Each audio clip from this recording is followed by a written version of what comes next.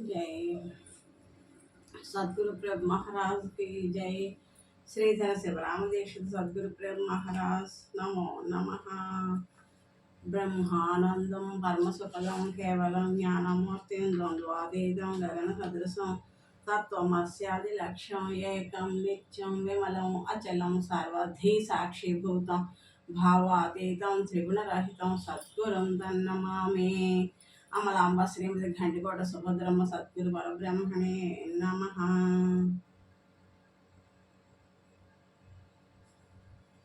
ఈ ఆచల బోధ సాంప్రదాయంలోకి వచ్చిన వారు పాటించవలసిన ముఖ్యమైన కొన్ని నియమాలు ఉన్నాయి. అన్నిటికీ నియమాలు ఉంటాయి. మరి అసలు బోధలో కూడా ఏ సాధన లేదు, కానీ కొన్ని నియమాలు మనం పాటించవలసింది. అది ఏంటంటే, ఒకటి అహంకారం విడవబడదు. మనలో ఉన్న అహం, నేను, నాది అన్న స్వార్థం ఉంటుంది. అహం దాన్ని విడిచి ఉండాలి. గురునింద వినరాదు, గురునింద చేయరాదు. ఇక్కడ గురువే దైవంగా భావించి మనకు జ్ఞానాన్ని ప్రసాదించి సద్గురుమూర్తిని ఆరాధ్య దైవంగా ఆరాధించాలి. పాట కూడా ఉంటుంది, చిన్నపిల్లలు పాడుతూ ఉంటారు. ఆరాధ్య ఆరాధ్య నువ్వే లేనిదేది వద్దు ఆరాధ్య, చిన్నపిల్లలు పాడుతూ ఉంటారు. అలాగా మన ఆరాధ్య దైవం అసలు గురువులు, అసలే పరమాత్మ, పరిపూర్ణ పరబ్రహ్మం, అది తప్ప ఇతరమేమి వద్దు మనకి. అలాగా అలాంటి జ్ఞానం చెప్పే గురువుల్ని నిందించకూడదు. గురువుల్ని ఎవరైనా నిందిస్తే మనం వినకూడదు. గురు నింద మనం చేయకూడదు. గురువుని సాక్షాత్ ఈశ్వరుడిగా భావించాలి. మనకి జ్ఞానాన్ని తెలియజేయడానికి ఈశ్వరుడే గురువుగా వచ్చి మనకి పరిపూర్ణ జ్ఞానాన్ని తెలియజేస్తారన్న భావంలో ఈశ్వరతత్వాన్ని కలిగి ఉండాలి. కానీ గురువుని నరుడిగా భావించకూడదు, నిందించకూడదు. కులాచార త్యాగం చేయవాలి. కులాచార త్యాగం చేయరాదు. కులాచార త్యాగం చేయకూడదు. మనం మనకి కులం అంటే మానవ కులమే, ఎరుక కులం, దాన్ని త్యాగం చేయకూడదు. మన పెద్దలు ఏమేమి సంప్రదాయాలు మనకి తీసుకొచ్చారో వాటిని మనం నలుగురితో పాటు పాటించాలి. అది కాదు ఇది కాదని మనం వ్యతిరేకించకూడదు. అలాంటివి త్యాగం చేయకూడదు. పరస్త్రీలను తల్లిగా భావించవలను. వయసులో ఉన్న కుర్రాళ్ళకి ఇతర స్త్రీలను చూస్తే ఒక రకమైన మోజు కలుగుతుంది. అలాంటి తప్పుడు ఆలోచనలు రాకుండా పరస్త్రీని తల్లిగా భావించాలి. పరద్రవ్యం ఆశించరాదు. శిష్య జపముపై ఆధారపడి బ్రతకరాదు. పరద్రవ్యాన్ని ఆశించరాదు, శిష్య జన్మపై ఆధారపడి బ్రతకరాదు. కొంతమంది గురువులు శిష్యుల నుంచి ఏదో ఆశిస్తారు. వాళ్ళకి జ్ఞానం చెప్తే ఎంత ఇస్తారు అంత ఇస్తారు, మనం ఉపదేశం చేస్తే మనకి ఏదో చూస్తారు అని భావన చేస్తారు. అలాంటివి పనికిరాదు. శిష్యుల మీద ఆధారపడి బ్రతకరాదు. పరద్రవ్యాన్ని ఆశించకూడదు. పరద్రవ్యం పాములా భావించాలి. పాము ఎప్పటికైనా ప్రమాదమే కదా. అలాగే పరద్రవ్యం మనం ఏది స్వీకరించకూడదు.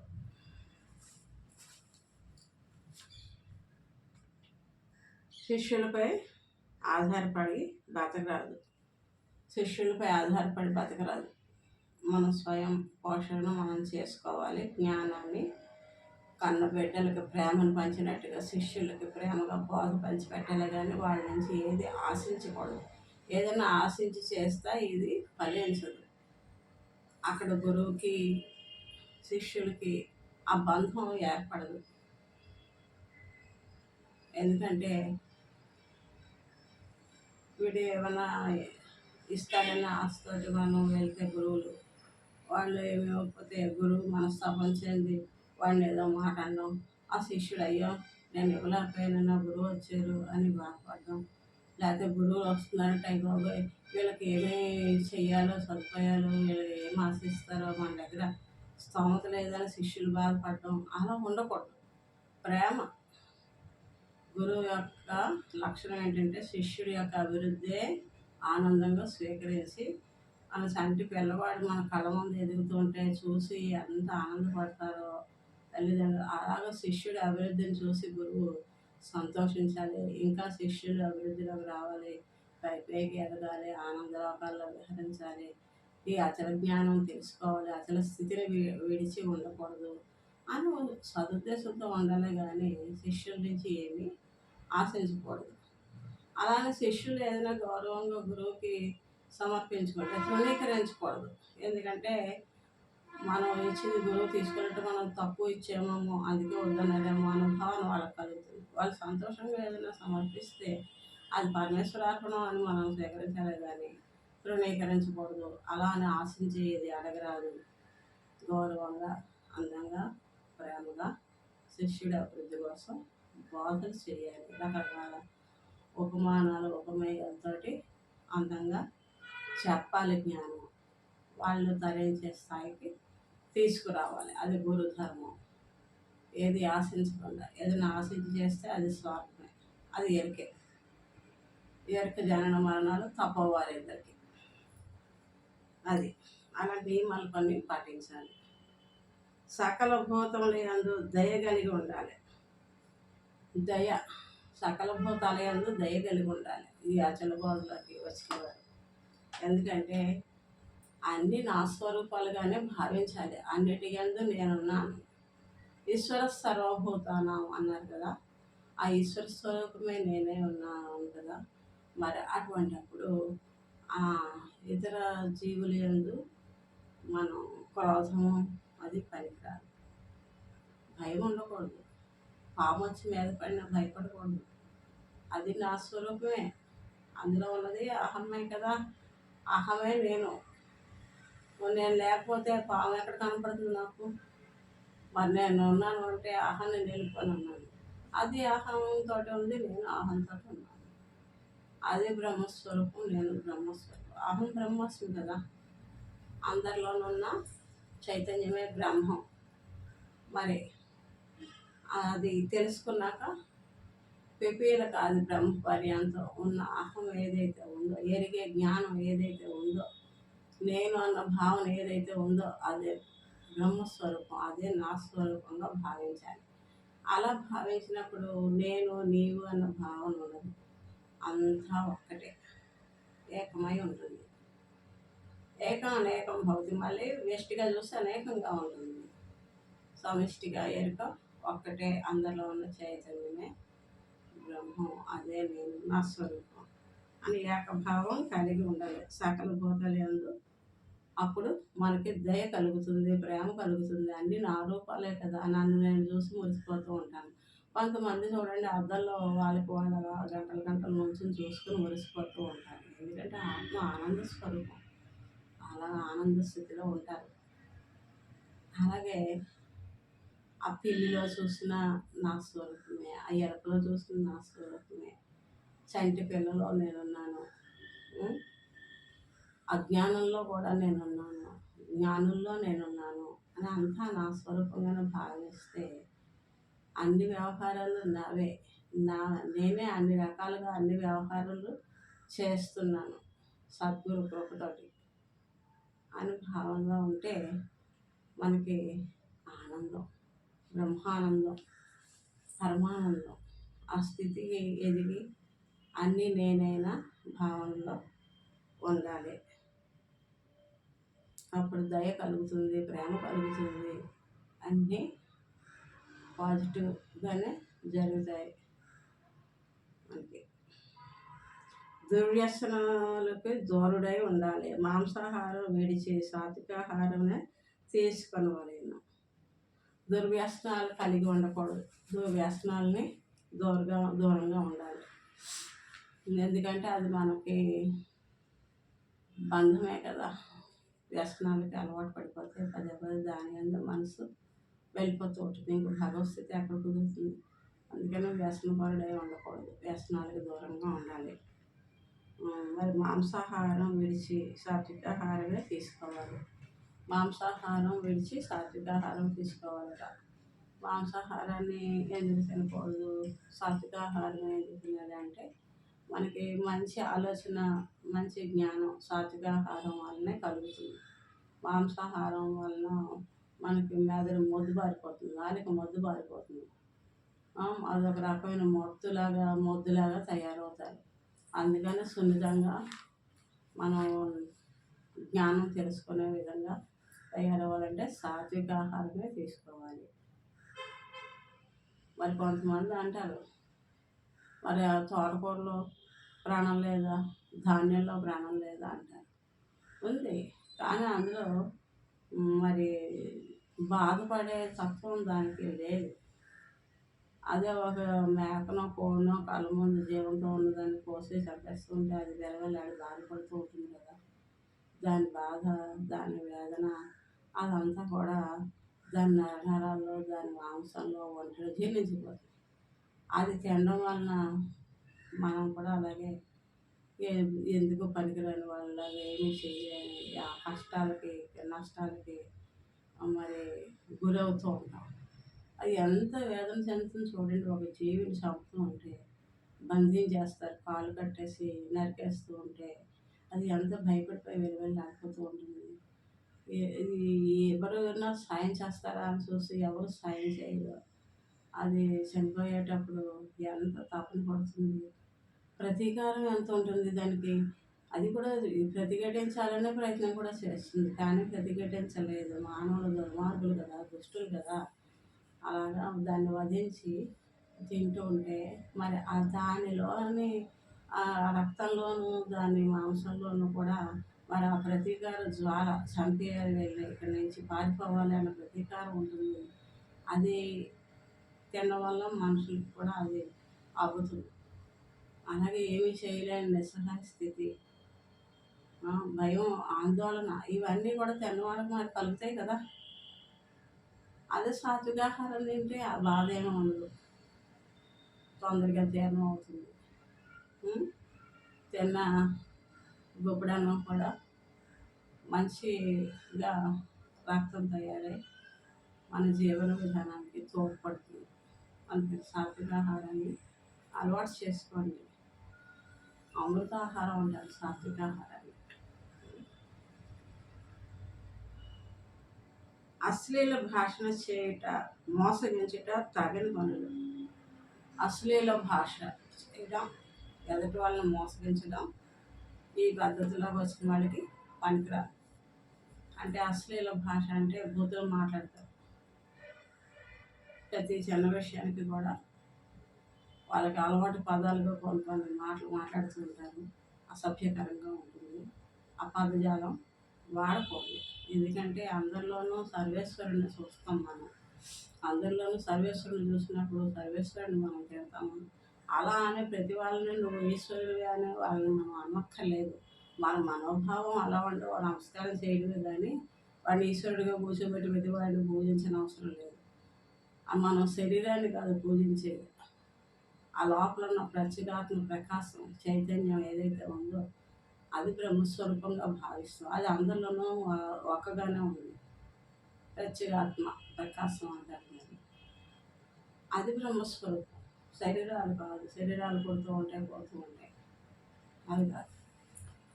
ఏదైతే సనాతనమైన ఉందో ఆత్మ ప్రకాశం, దాన్ని మనం బ్రహ్మంగా పూజిస్తాం, భావిస్తాం.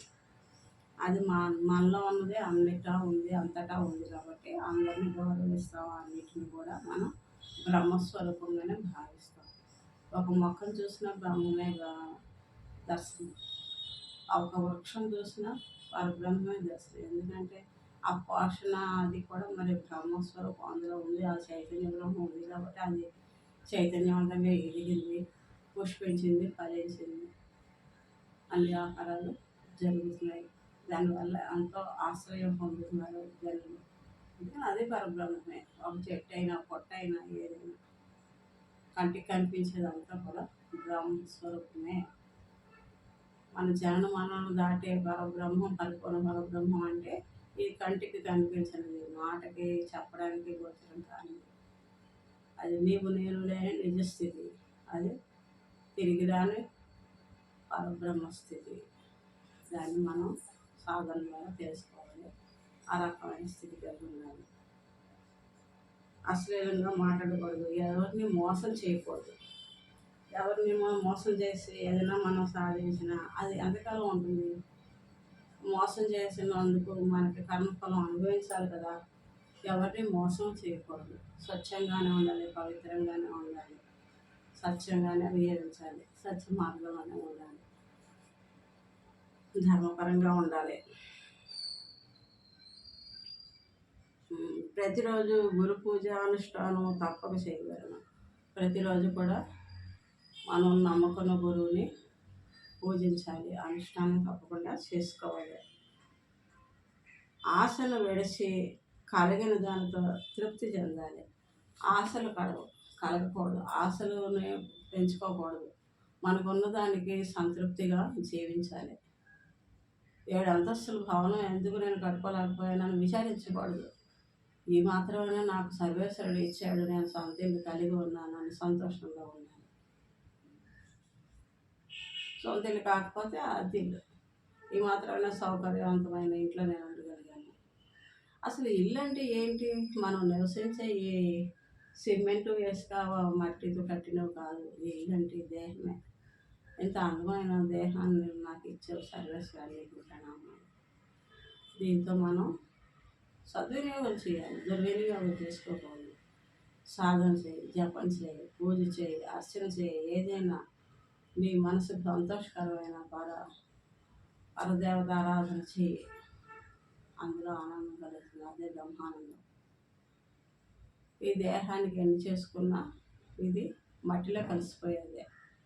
ఇది ఉండగా ఆ బ్రహ్మస్థితికి చేరుకోవాలి. పరబ్రహ్మంలో ఈ జీవాత్మ లయం అయిపోవాలి. ఆ సాధనలో ఉండాలి. దేహాన్ని చూసి మురిసిపోకూడదు. ఆశను విడిచి కలిగిన దాంతో సంతోషంగా ఉంది. ఒక ఆశ కోసం మనం ప్రయాసపడితే అది తీరాక ఇంకొక ఆశ కలుగుతుంది. అలాగే దానికి అంతం అంటూ ఉండదు. గౌతమ బుద్ధుడు చెప్పాడు మనకి, కోరికలే దుఃఖానికి కారణం అని. కోరికలను నివారించడం దుఃఖ నివారణ. అంతిమ నిర్వాణం అన్నారు. అష్టాంగ సాధనలు చేస్తే అంతిమ నిర్వాణం సంభవిస్తుంది. అంతిమ నిర్వాణం అంటే ఏంటి? ఇదే పరబ్రహ్మ స్థితి, ఎరుకలేని స్థితి, అహం విడిచిన స్థితి. అదే అలాగా కోరికలు ఏ ఆశ జనించిన ఆయాపేక్ష జనించిన ఆయాపేక్షలలో చీయని విడవంగ వలయ క్షేమము కొరకే అని పద్యం కూడా ఉంది వరదాది రామశాస్త్రం. ఏ చిన్న ఆశ కలిగినా అది మనకి కష్టానికే కారణం అని ఆశలన్నీ విడిచి ఉన్నదాంతో సంతోషంగా ఉండాలి. అదే మన అభివృద్ధికి తొలిమెట్టు. ఉన్నదాంతో మనం సంతోషపడి ఆనందంగా ఉంటే అదే 100 రెట్లు మనకి అభివృద్ధికి కారణం అవుతుంది. సంతోషమే సగం బలం అన్నారు. నువ్వు ఎప్పుడైతే సంతృప్తిగా ఉన్నావో సకలం నీకు సిద్ధిస్తాయి. నువ్వు ఆ సర్వేశ్వరుడు నీకు ఇచ్చిన దానికి కృతజ్ఞతతో సంతోషంగా ఉంటే అందుకు 10 రెట్లు నీకు మళ్ళీ ప్రసాదిస్తాడు సర్వేశ్వరుడు. అంతేగాని పక్క వాళ్ళకి ఏదో ఉంది మనకి లేదు, మన బతికింతే, మన బతికింతే, మనకి ఎప్పుడు ఏమి దొరకదు, ఇలాగ అనుకోకూడదు. అలా అనుకుంటే అలాగే నిరుత్సాహంగానే ఉంటుంది జీవితం. పక్క వాళ్ళు ఆస్తు ఐశ్వర్యాలు చూసి మనం బాధపడే కంటే మనకన్నా లేని వాళ్ళని చూసి రోడ్డు మీద ప్లాట్ఫామ్ మీద ఎంతమంది ఉంటున్నారు, వాళ్ళకి ఇల్లు వాకిలి ఉందా, వాళ్ళు చలికి ఎండకి ఎక్కడికి పోతున్నారు, ఎలా జీవిస్తున్నారు, వాళ్ళకన్నా నేను ఆరోగ్యంగా హాయిగా సొంత ఇల్లు కలిగి ఉండి భార్య కుటుంబంతో ఉండి ఎంతో హాయిగా ఉన్నాను, ఎంతో ఉన్నత స్థితిలో ఉన్నాను నేను అని మనకన్నా తక్కువ స్థాయి వాళ్ళని చూసి మనం సంతోషంగా ఉంటే సర్వేశ్వరుడు మనకి మంచి మార్గం చూపిస్తాడు. మనకి ఏ సమయానికి ఏమి కావాలో అష్టైశ్వర్యాలు, సిరి సంపదలు అన్నీ కూడా వాటంతట అవి సమకూరుతాయి. మంచి మార్గంలో నీ మనసు ఉన్న రోజున గురువే పరమదైవం కనుక ఇతర ఆరాధ్యములన్నీ అందు చంచలత్వము మాన్య గురువునే సేవించవలను. ఈ అసలు బోధకి గురువే దైవం. మేము గురు పూజలే చేస్తామండి. ఇతర ఆరాధనలు, హోమాలు, జపాలు, తపాలు అన్నీ కూడా ఎరుక లక్షణాలు. మనం ఎరుక పూజలు ఎంత చేసినా పూర్ణశుద్ధి కలగదు. ఎరుకే సంప్రాప్తం అవుతుంది. పెద్ద హోమాలు చేస్తాం, యజ్ఞాలు చేస్తాం, చండీ యాగాలు, హోమాలు, సోమయాగాలు ఎన్నో చేస్తాం. ఎన్ని చేసినా అక్కడ అహం విడవట్లేదు. అహానికే అన్నీ జరుగుతుంది. అహం పూజలే. దేవుడన్నా అహమే, జీవుడన్నా అహమే. ఈ రెండు కూడా ఒక్కటే. రెండు లేని స్థితి పరిపూర్ణ బ్రహ్మాచల స్థితి. అది కలిగి ఉంటే జన్మ మరణాలు లేవు. కాబట్టి ఏ సాధన అవసరం లేదు. జపాలు, తపాలు, యజ్ఞాలు, హోమాలు ఇవన్నీ కూడా ఎరుక లక్షణాలే. ఇక్కడ సాత్విక గుణము పనికిరాదు, తామసిక గుణము పనికిరాదు. అజ్ఞానంలో ఉన్నవాడు తెలియక ఏవో తప్పులు చేస్తాడు, జ్ఞానవంతుడు తెలిసి చేస్తూ ఉంటాడు. ఈ రెండు కూడా విడిచి ఉండాలి. జ్ఞానాజ్ఞాన రహితం పూర్ణబోధ స్థితి పొందాలంటే జ్ఞానం అజ్ఞానం రెండు విడిచి ఉండాలి. ఏదైతే చేస్తున్నామో చేయించబడుతుందో ఆ క్రియ, దాని యొక్క కర్మఫలం అన్నీ కూడా ఎరుకే. మరి ఎరుకను నిలుపుకుని మనం ఏం సాధించగలం? మళ్ళీ జన్మకు కారణమే అవుతుంది కదా ఎరుకను నిలుపుకుంటే. ఎరుక లేని స్థితిలో ఉంటే నీకు జన్మరహితం ఆ క్షణమే. ఆ సాధనలో ఉండాలి. ఇది నేర్పిన గురువుని దైవంగా భావించాలి. ఇతర దేవి దేవత ఆరాధనలు చేసిన మనసు అదేదో మహిమలు ఉన్నాయి, దానివల్ల మనకి ఏదో ఒరుగుతుంది అని అటువైపు వెళ్ళకూడదు. లోకాచారం ప్రకారం ఎవరైనా పూజలు చేసుకుంటూ వెళ్ళొచ్చు. మన ఇంట్లో ఏమైనా శుభకార్యం చేసుకుంటే వీటి మీద కూర్చోవచ్చు, చేయొచ్చు. కానీ మనసు మాత్రం పరిపూర్ణ పరబ్రహ్మం ఎందే ఉన్నది. అన్నీ కూడా దీనిలోనే ఉన్నాయి, దీనిలోనే వృద్ధి చెందుతాయి, దీనిలోనే లయమవుతున్నాయి. దీనికి సాట్ అయింది ఇంకోటి ఏది లేదు అన్న స్థితికి ఎదిగి అంతా నేను బ్రహ్మస్వరూపం నేనే అయ్యాను అన్న భావంలో ఉండి ఆచల స్థితిలో ఉండి ఎన్ని వ్యవహారాలు చేసుకున్నా పర్వాలేదు, చేసుకోవచ్చు. కానీ మనసు ఎప్పుడు ద్వాదశి మంత్రంలోనే ఉండాలి. ఈ షోడశి లేనే లేదు. షోడశిని విడిచి ఉండాలి. మూలం లేని గుర్తు ఏది? అహం. నేనన్న అహం, దాన్ని విడిచి ఉండాలి. మూలం లేని గుర్తు, ఎరిగే శరీరం, గుర్తుని ఎరిగేది ఏదైతే ఉందో అది లేనే లేదు. జై సద్గురు ప్రేమ మహారాజ్. అలాగా ఇలాంటివి అచల బోధ పరదైవాన్ని గురించి తెలియజేసే గురువుల్ని దైవంగా పూజించాలి. ఇతర దేవీ దేవత ఆరాధనలు చేయరాదు. చేసిన మనసు పరిపూర్ణమైన లయమై ఉండాలి, కానీ ఆ వాంఛల మీదకి వెళ్ళకూడదు. అలాగైతే నీకు పూర్ణసిద్ధి సిద్ధించదు. మళ్ళీ ఎరుక లక్షణమే కలిగి ఇదివరకట్లాగే జనన మరణాల ఊబిలో పడతారు. మరి ఎన్నో జన్మల పుణ్యఫలంగా మనకి ఈరోజు అచల బోధ అంటే చాలా గొప్పదైన బోధ మనకి లభించింది సద్గురు కరుణతోటి. దీన్ని మనం తెలుసుకుని ఈ రకంగా నడుచుకోవడం వలన జనన మరణాలను తప్పకుండా దాటగలం. జై సద్గురు ప్రేమ మహారాజ్కి జై. శివరామ దీక్షిత పీఠ గురుపీఠ భక్త మండలి వారు పాటించే నియమాలు, మీరు కూడా ఈ నియమాలు పాటించి అందంగా గురుసేవ భాగ్యంలో ఉండి ఆ గురువు తెలిపే అచల స్థితి తెలుసుకున్నాం. ఇప్పుడు ఎరుక గురించి తెలుసుకుందాం. అచల గ్రంథం భద్రాద్రి కందార్థం భగవత కృష్ణదేశ ప్రభు వాళ్ళు రచించిన కందార్థాలు. ఎరుక లక్షణం.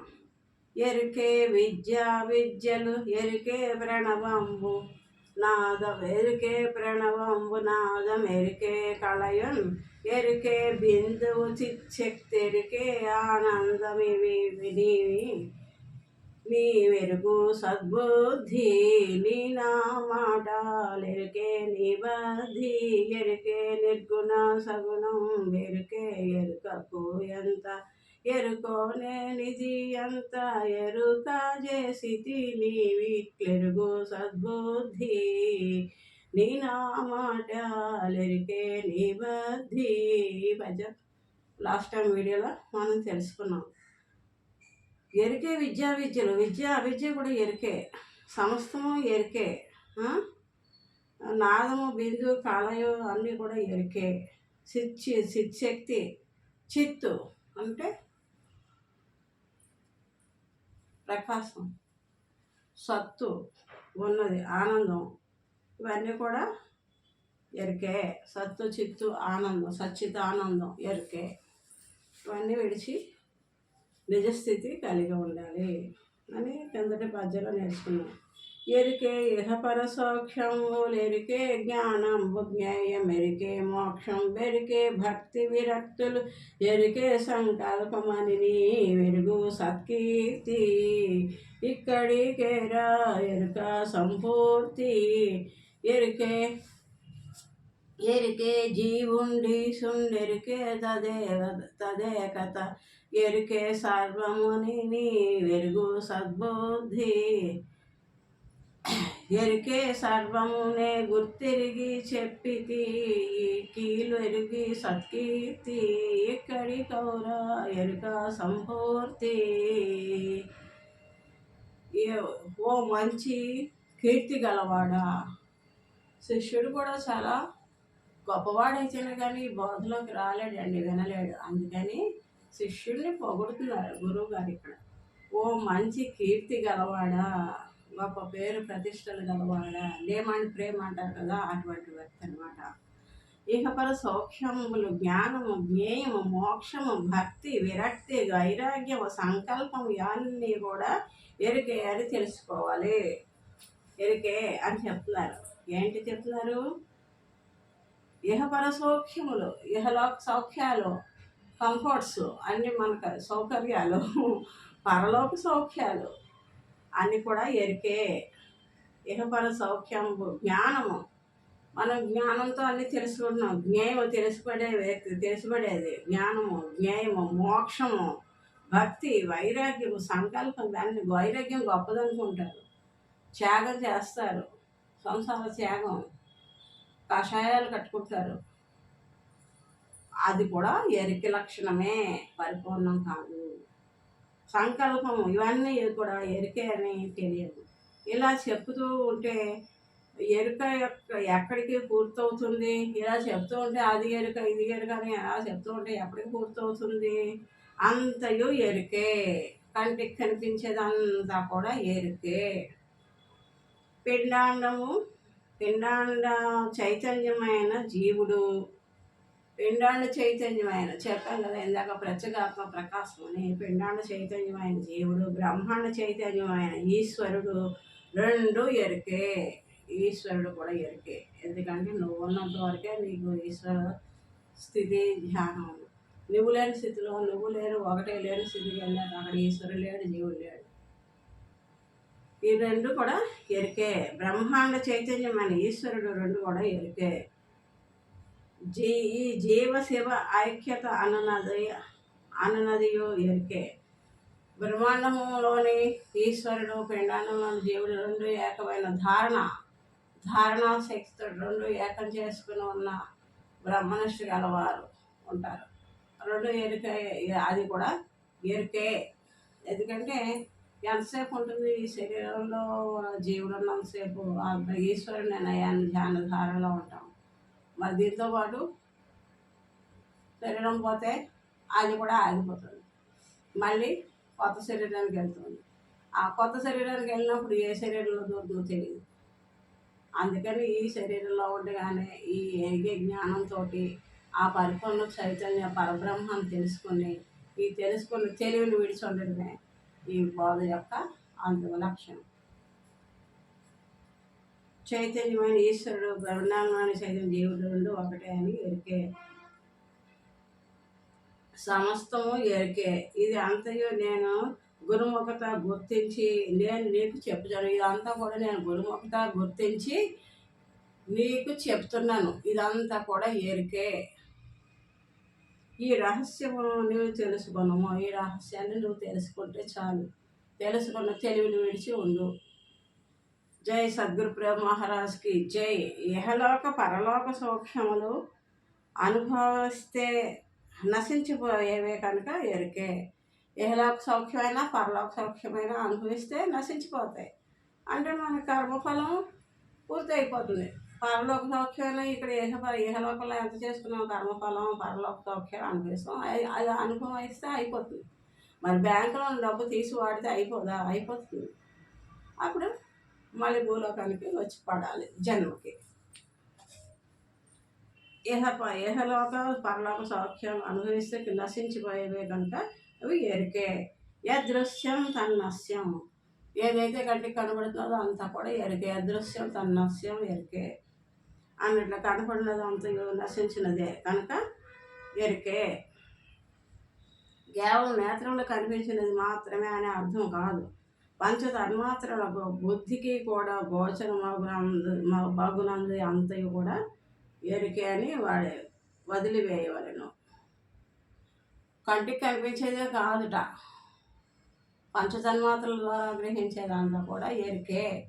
శబ్దము, ఆకాశతత్వం, శబ్దం మరి ఎంత దూరం నుంచి వినపడుతుంది అంతా ఎరికే. అంత మనకు వినిపించినంత మైలేజే ఉందా?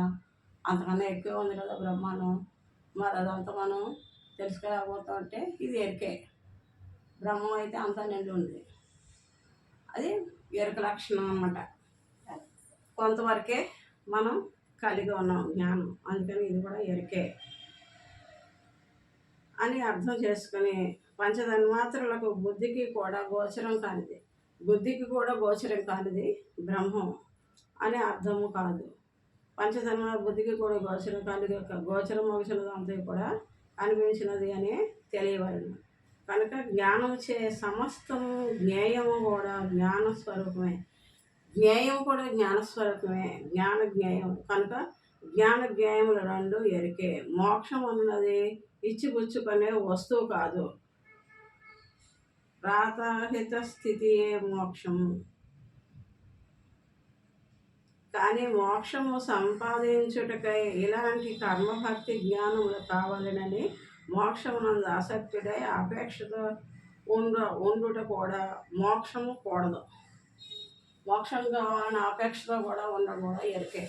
మోక్షం ఎవరికి? అహం ఉన్నవాడికి. అహం ఉంటే మోక్షం కావాలి, మోక్షం అహంరహితమైన మోక్షం అన్న భావన లేదు.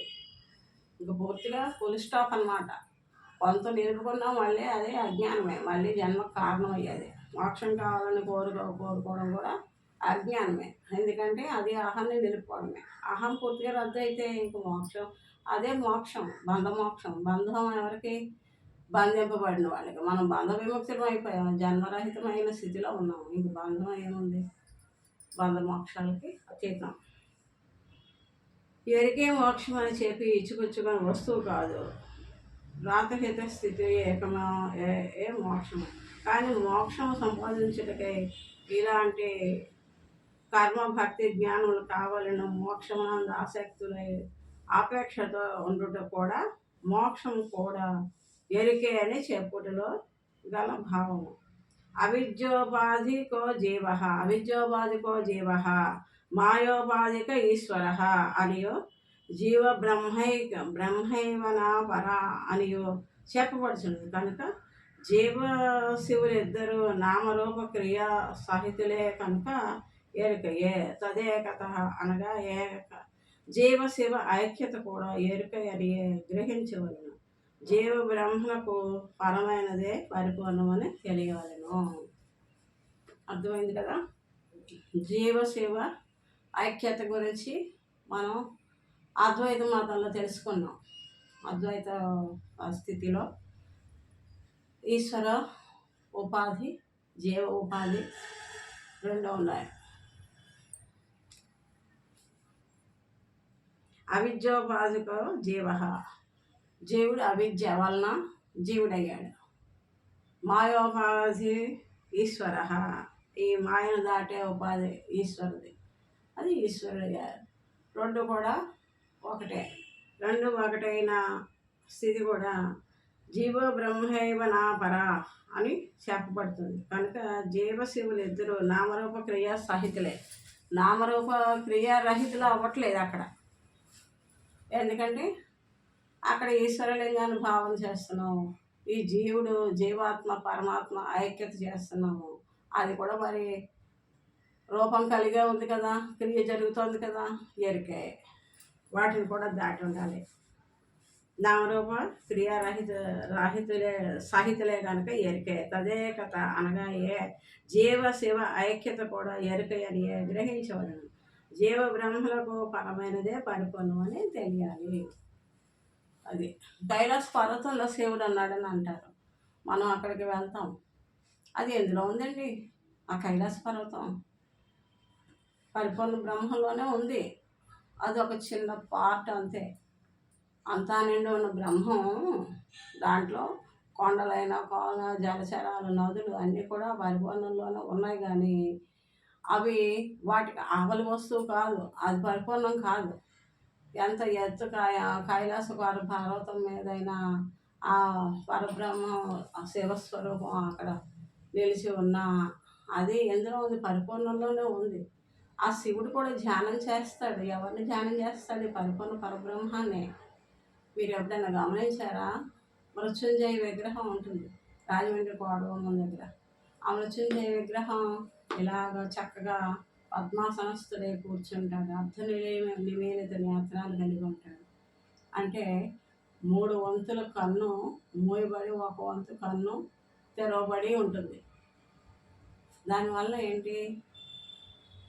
1 వంతు కన్ను తెరిచి మన సృష్టి కార్యం అంతా వ్యవహారం అంతా మీద ప్రేమ కురిపిస్తూ ఎవరికేమి కావాలో సృష్టి నియమాల అనుసారంగా సర్వేశ్వరుడు సిద్ధింపజేస్తాడు.